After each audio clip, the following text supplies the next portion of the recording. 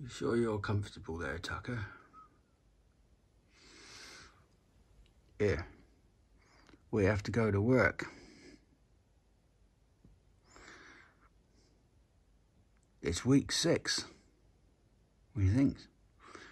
There's rabbits to get, and rats. Where's the other one? Where are they?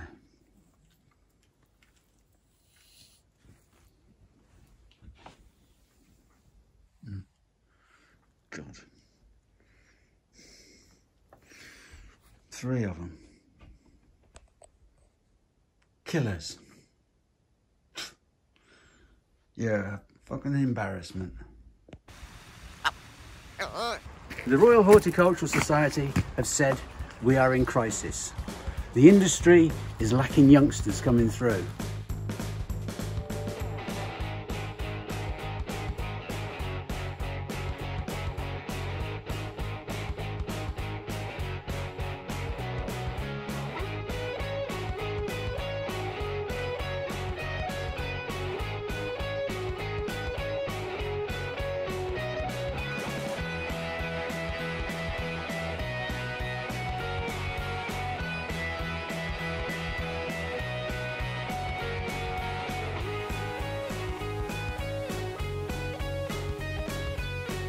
This is Eggleston Hall Gardens, and over the next 12 months we're going to take you on a journey of what it's like to run a nursery garden.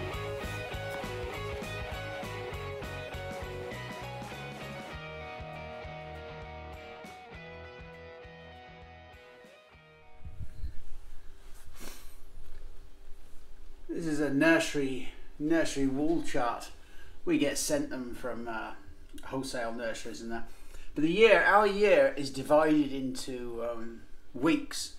We're not automatically doing these videos for each and every week of the year. We actually have horticultural weeks that are designated. So you can see superimposed in the middle, week 6. Next to it in March is week 10, week 11. If you order plants like we sometimes need to do, a year or maybe so, or more even in some cases in advance, you can then decide what week of the year, if it's available, that you want to order it. So within the industry we work to weeks really. It makes sense rather than just a date. So we say 2021 we would like 500 petunias in week 13. I wouldn't want petunias particularly because I don't like bedding plants that much, but we do some. I went out this morning and it's the first day, and I think it's going to be, we're set fair for a little bit, but at the risk of sounding continually pessimistic, we have a lot of frost due. The frost itself isn't damaging. What's damaging is that it can hold us up. This is that Picea Skylands. Yeah, really love it. I'll have to get the tractor out soon and think about getting some compost in.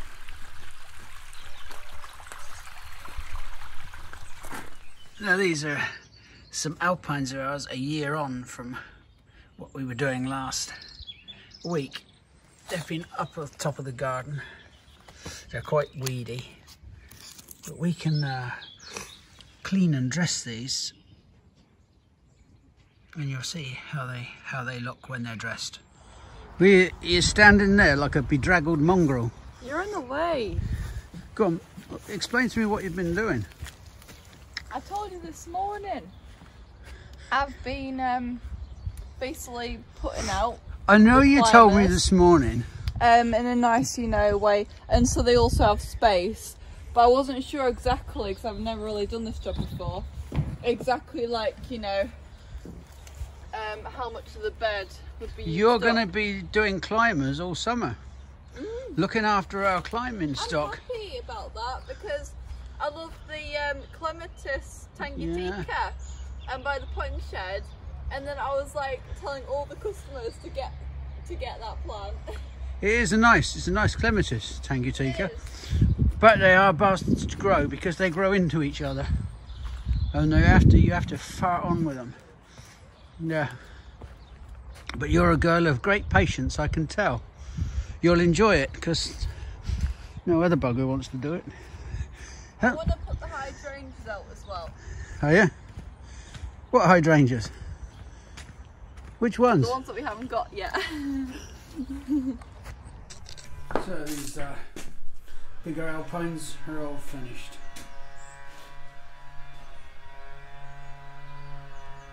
They are so lovely. These little saxifrages. Lovely delicacy to them.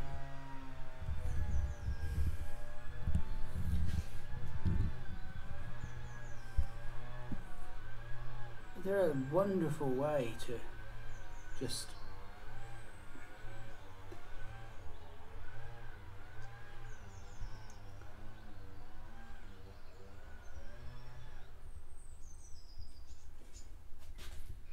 have a creeping plant.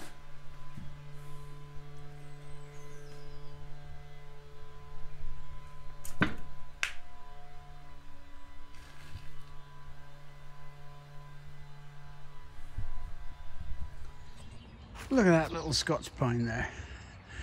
That's one called Gold Coin. What a lovely colour it's turned. Bright gold.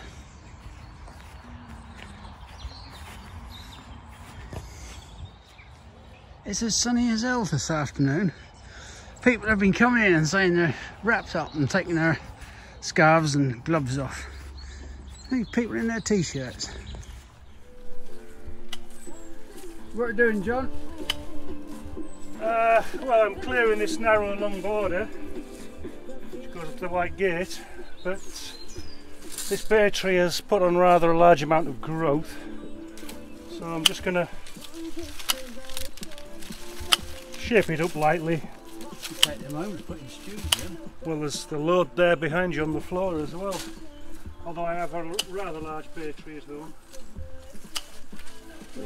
I'll be able to do it. Really, you put it in stews. I'm not actually quite sure what it's supposed to do. I know it's supposed to give a bit of flavour. They give flavour, yeah. It's a subtle flavour, but you'd know if it wasn't there. But then when it is there, you're not so sure that you know whether it's there, but it's when you take it away you tend to notice. Yeah.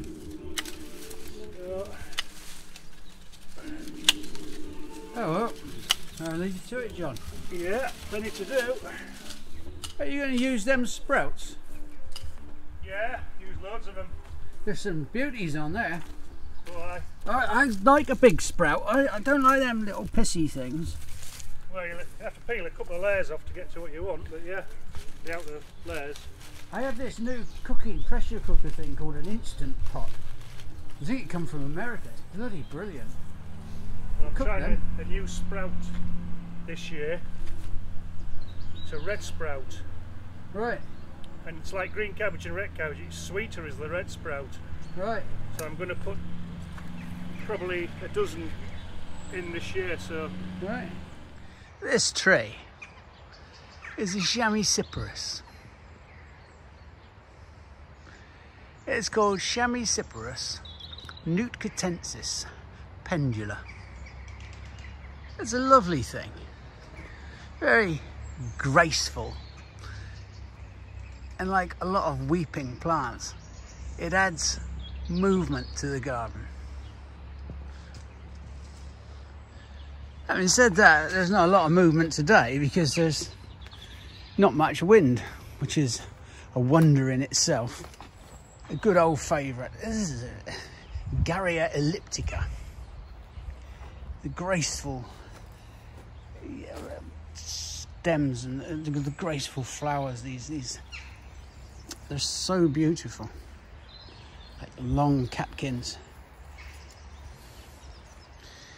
You'll see on ours there's a little bit, because we're very windy, it's a very windy site, you get a little bit of wind burn around the outer leaves. Or it's not really a problem. I mean, it doesn't do it any favours, but there's nothing we can do about it. So if you've got a more sheltered site, it's probably a good place to put it. It grows through it. These old burnt leaves will fall off and fresh ones will take their place. These tassels will get longer yet. Lovely, isn't it?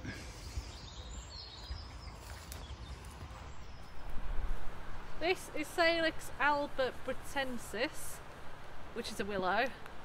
We copies it back every year. You can see in the middle it gets cut, it gets proper cut back, so it looks like a hedgehog or a porcupine probably.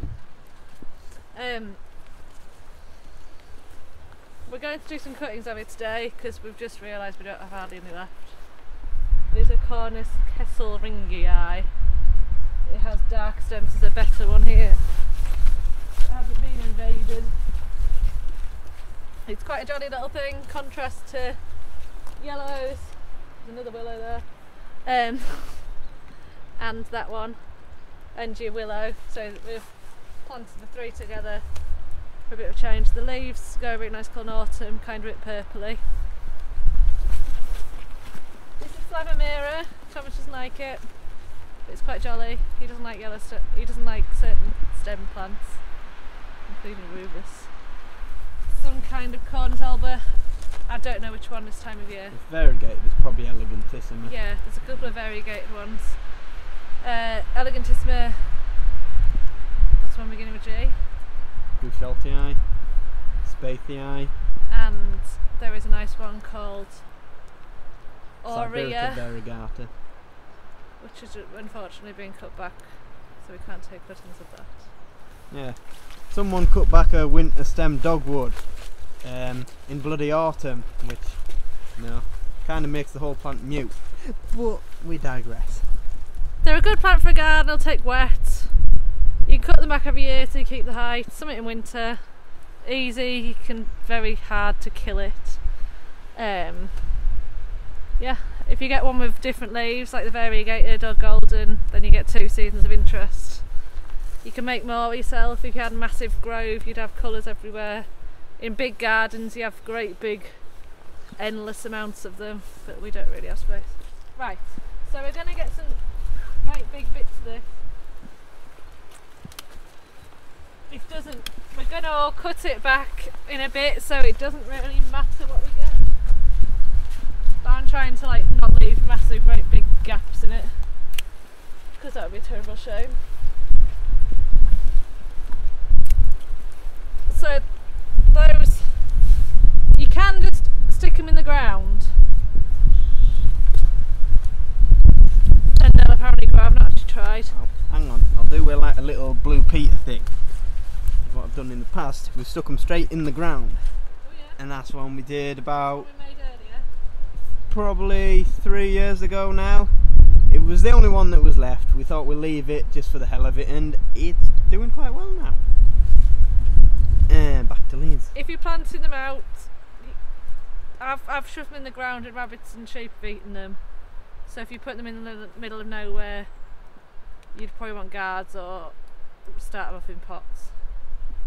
Or they disappeared for some reason. We'll do some cornice while we're on. I may as well get this one because we're going to have to dig it all out anyway. Yeah, we do make sure we don't cut off bits of willow too, but you know what you're doing.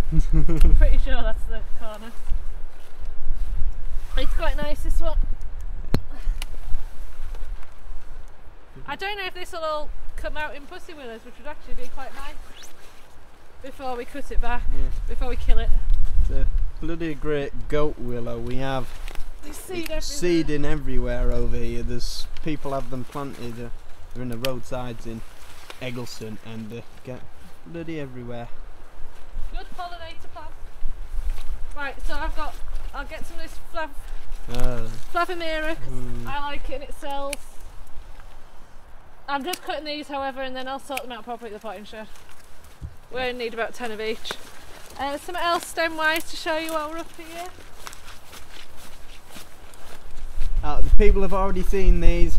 They've already seen me do them. One of Thomas's pet hates. He For me hates his sins. plants. I've divided them especially for Liz because she's the only one who has no sense to like them. There's a nicer one as well that we don't have. Right. Yeah,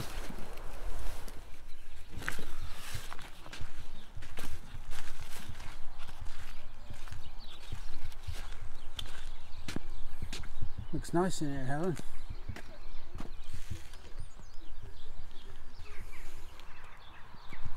I'm going to make an action shot, right?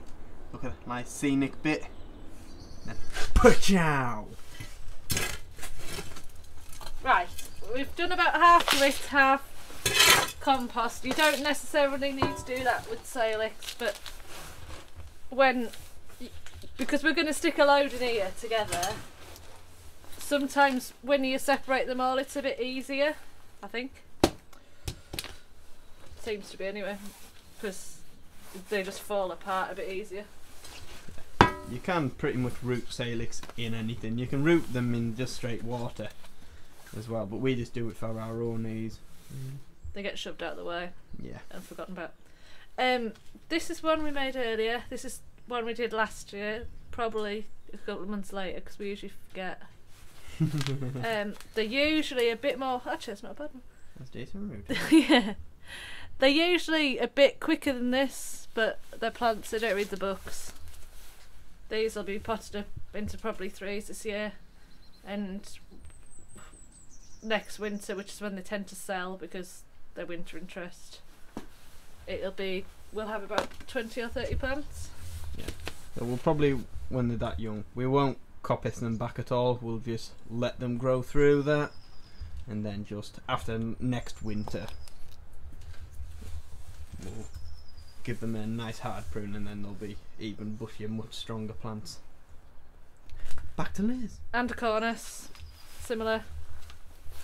Last year's fairly decent. Look at that. They need so doing a bit. How many corners did you get succeed, Liz, last time? How many did you get? Probably got 5 out of about 30 cuttings, but I did them too late. But yeah, last year it was one of those things. We did them when the leaves were just about coming through because I would like to say it's when we had time, but now we just forget. And if you see something with nice stems and you don't know if it's a cornice or a Salix, a willow or a dogwood, this one has. Oh, you can't see very well. I can see well on the camera. Yeah, you're probably better than my eyes. This has alternate. Yeah, it's focused. So like zigzags, so not opposite each other. What has alternate? These little buddy bits. Which plant has the alternate though? The willow, the Salix, has the alternate, and dogwood has either side. So if you're not sure, that's a way to tell. You tell when they're in leaf, but obviously they're not. Right. Obviously, like it's 1st of February, like obviously. Well, some things have lost their leaves very late this year. So you want to kind of cut beneath them buddy bits. Depends how much material how much stems you've got to sacrifice.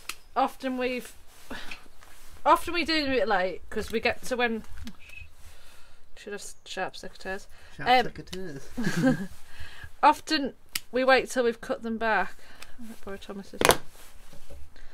Which you can kind of get away with for willow, but you can't really for dogwood. You kind of feel like, well, we've cut these back, so we may as well stick them in some soil and see what happens. We've actually rooted cornice in water by mistake before, when we've put them in outside the shop for people to take for house decoration. Sometimes people stick them in like a bit of colour in your house. So out of that we've got, might as well leave that like that, there's no So you can get a lot off not very little and without altering the plant much, because when you get them to a certain age they're bushy things. It's with being copies really. I'll not do any more because you don't be here forever. You need to plant them the right way up, although they're easy to root, you never know, but it's pretty easy to tell because they're shooting upwards. So, shove them in. Yeah, and they're not like maybe semi-ripe cuttings where you have to rub the buds off at the bottom. Hardwood cuttings you don't really need to. Just cut them. Any that are below the surface they'll probably die anyway and they'll just root from them. So, to save space, we'll shove as many as we can in a pot.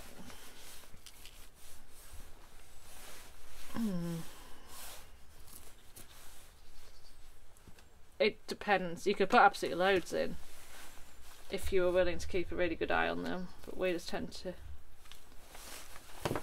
do them and forget about them, and then you'll tip this pot out and there'll be root.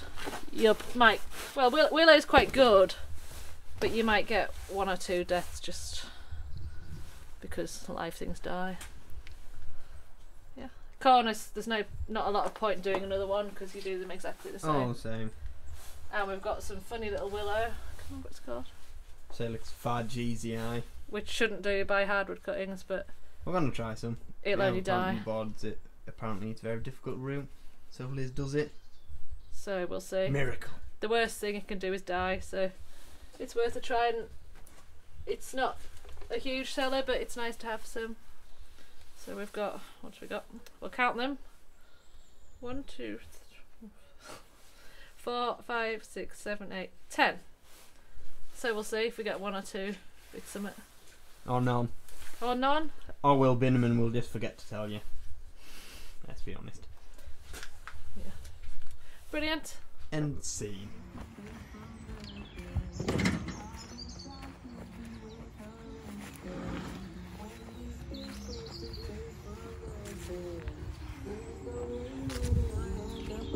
How are you, Malcolm? It's better for turning that fucking noise off.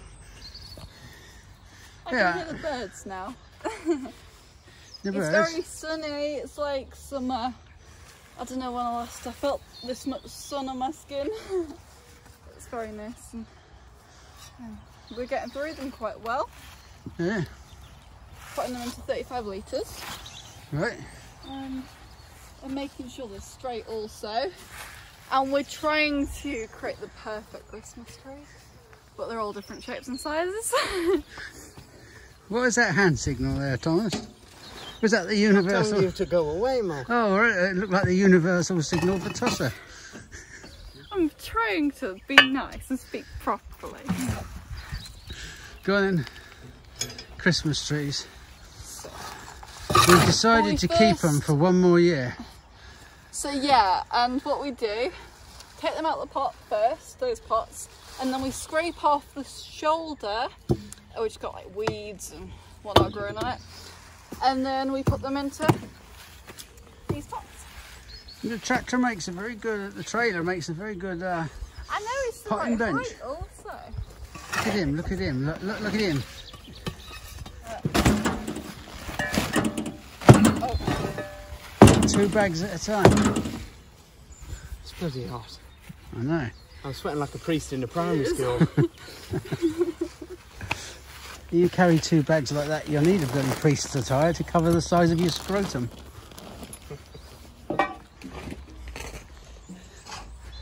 Two-bag Thomas. Is that right? You've got 2 bags? These have all been tied up now. And we're sorting out putting the trees out in these nice new pots and pruning them back to try and make them bushier. Are you going to be pruning that one, Thomas? Yeah, I can do, yeah. I've seen blokes out in the field in America, they prune them with these like sword things. They just go round and slice them off. Yeah. We're a bit more refined.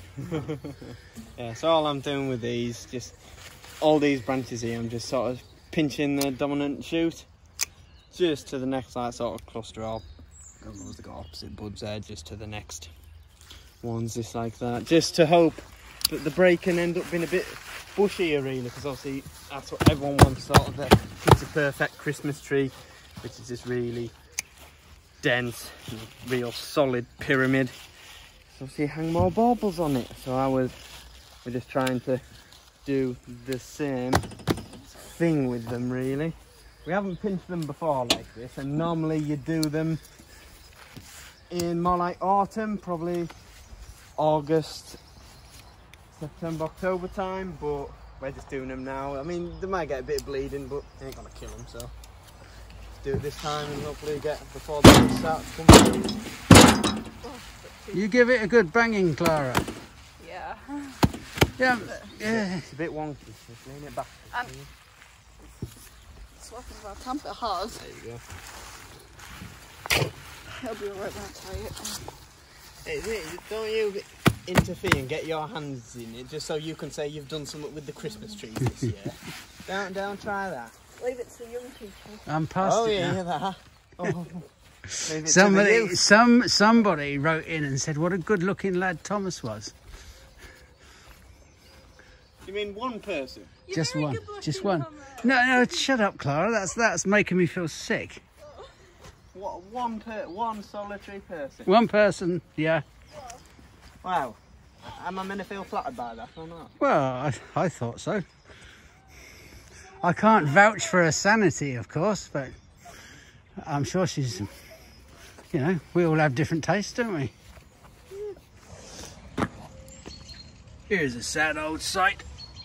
Oh, the iris reticulatas and snowdrops. We've had a hard frost overnight and they always look so sad and flat, and they pick up as soon as they warm up.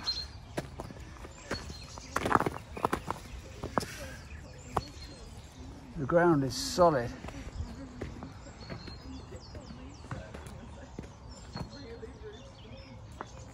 Absolutely solid.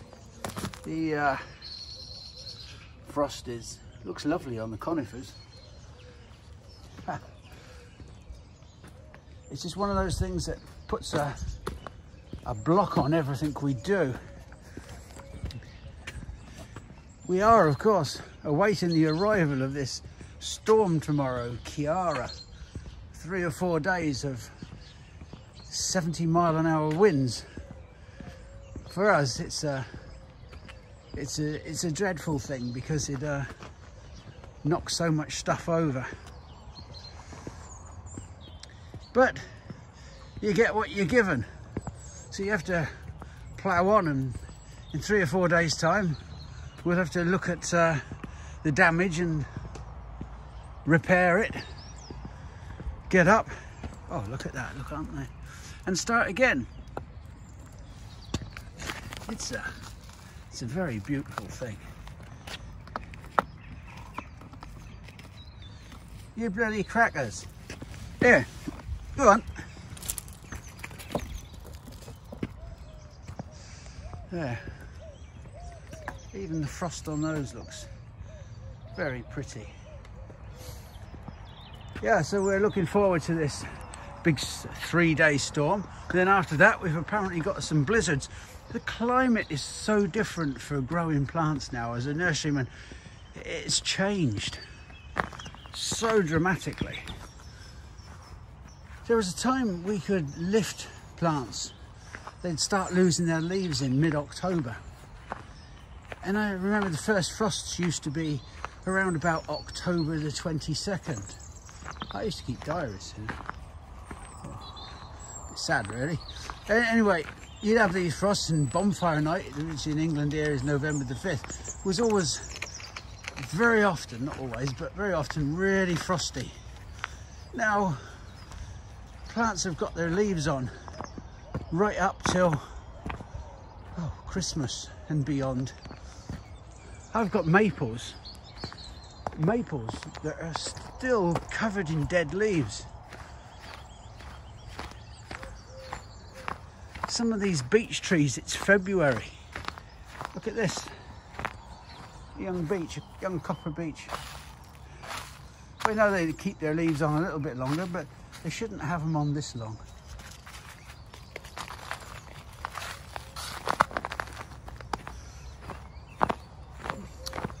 Everything has to change in the way we're going to have to adapt how we do things and when we can do things. We get all excited and get everything up to speed early spring, sorry, late winter, and we haven't had a decent frost, and then we get to early spring and we start having these bloody big ones and heavy snowfall, and all the plants have been the buds are starting to fatten, and the sap is starting to rise, and then they get nipped back.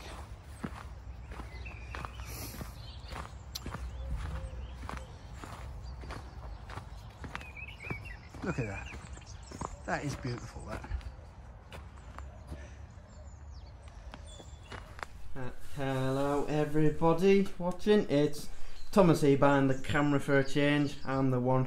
I'll be taking on a bit of a ramble now for a change, but it's just to address some of the comments that were on the last video, just with they had a few questions, mainly about the grafting of the conifers here, I think, and that sort of leads me on to another comment I had from a lady called Pegs Barton.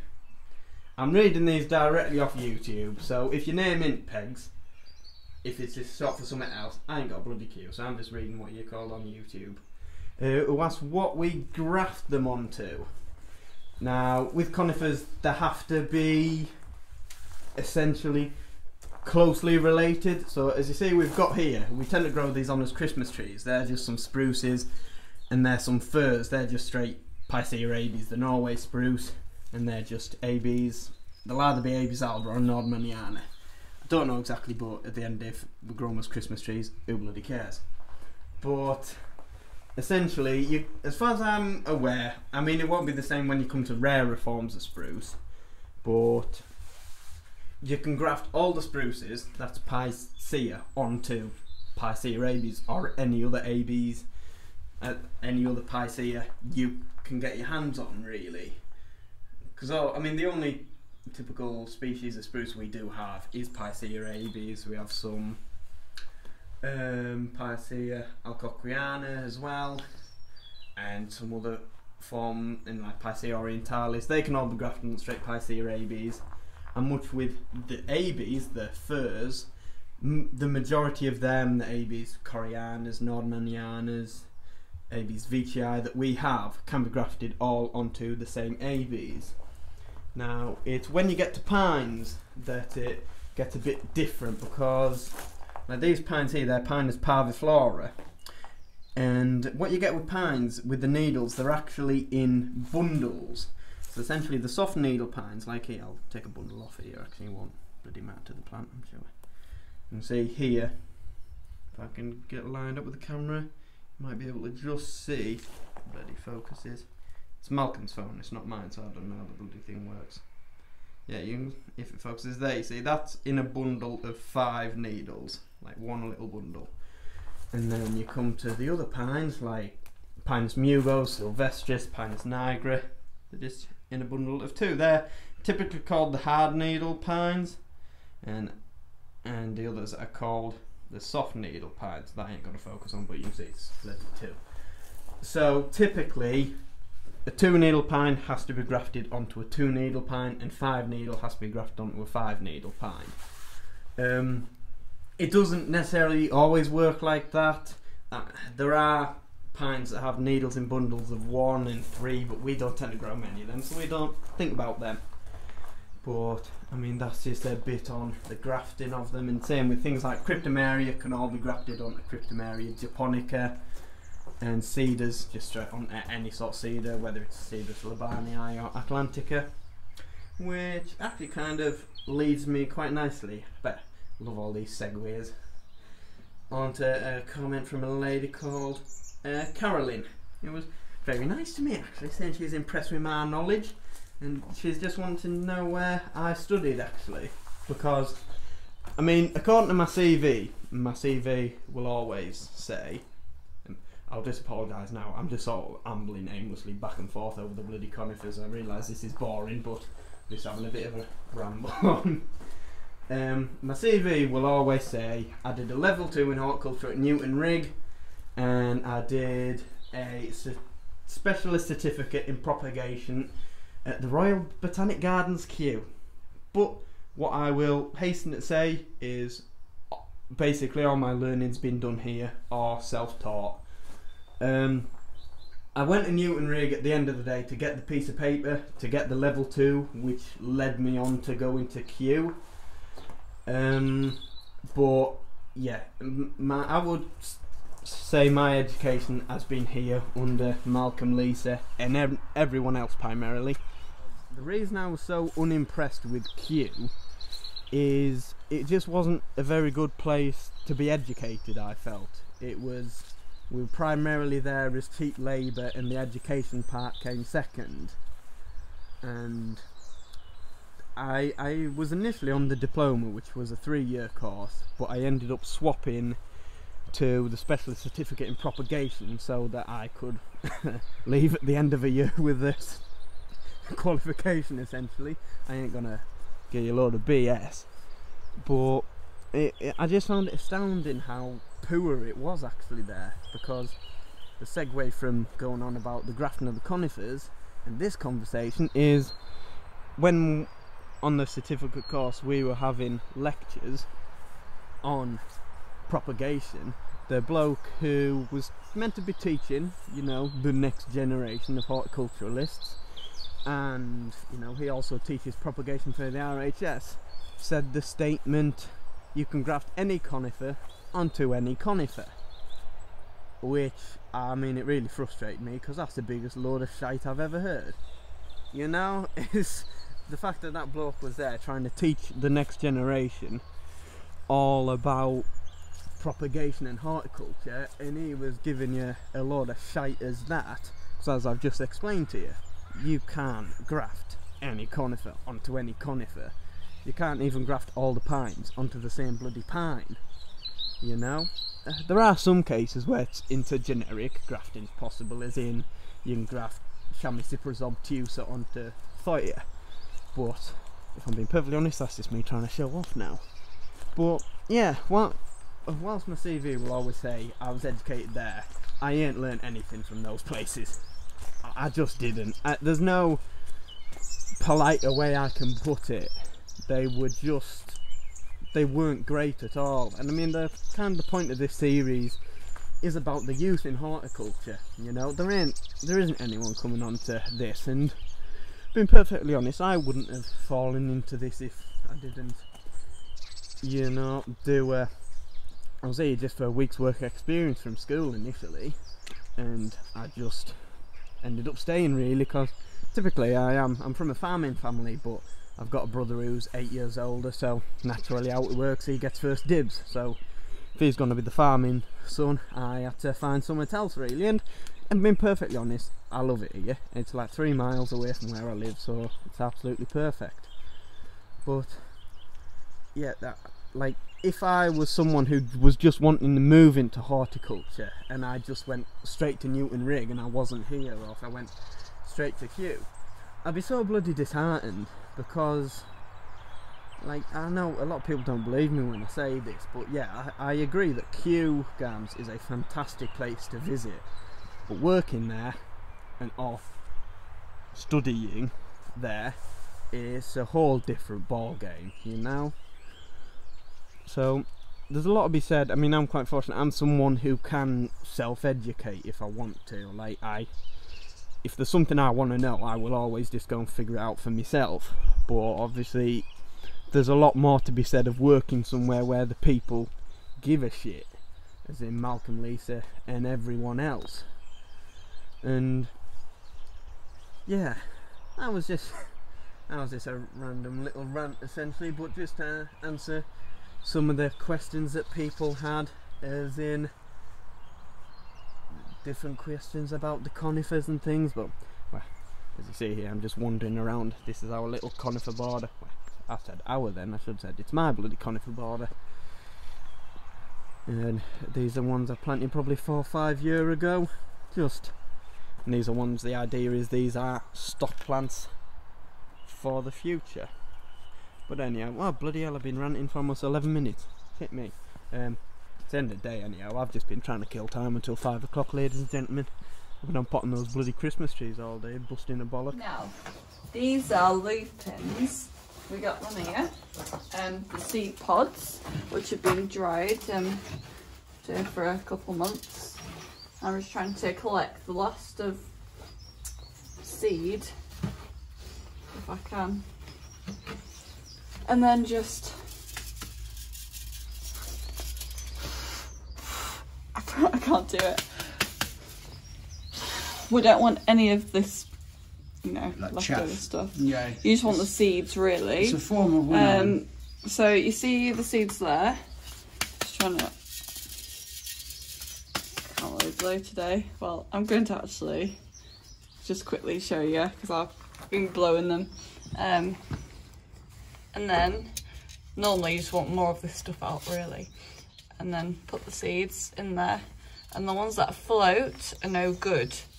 The ones that sink are what we will use to pot them up. And then hopefully they should grow more lupins from these seeds.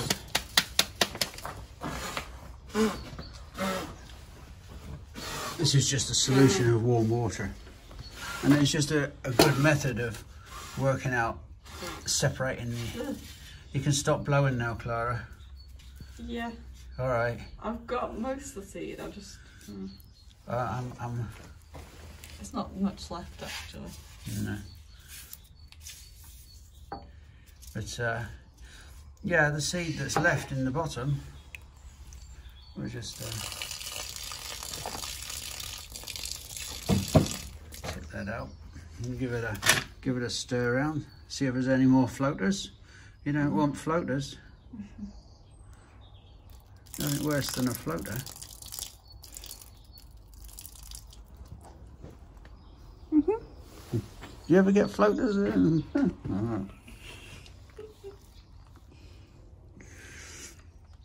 Right, so we'll just strain out the rest of those. It's not a totally foolproof way, but it does stop us sowing so many seeds that are blind, because it's frustrating, wasting time sowing blind seed. I have these lovely little brass sieves for this job, and we use it for separating out chaff. Can you just Yes. Oh. and they're brilliant because they have a different screen on them. You can see this is extremely fine. This is next up, and then this, and away we go. So, Morning! bloody hell. There you go. That's it. And there's our fresh lupin seeds. Marvellous.